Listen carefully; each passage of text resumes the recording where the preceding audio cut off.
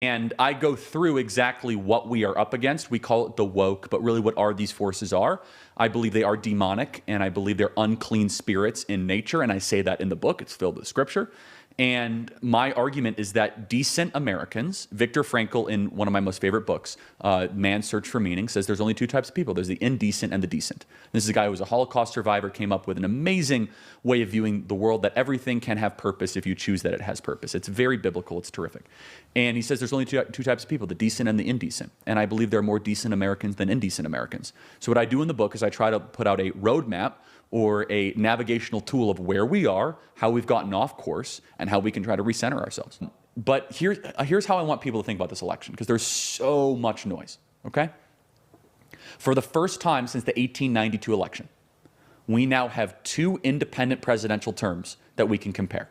So the question is this: on three issues that I believe are the most important issues, who has the better record? Number one, on the economy. Second issue, war.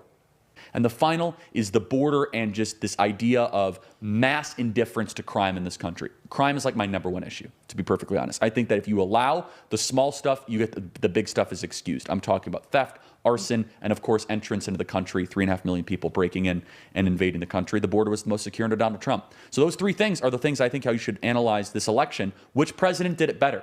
It takes the guesswork out of this election when you go to fill out your ballot. 2012. This is different. This is 4 years, you judge who did it better. Yeah. Which president were you richer?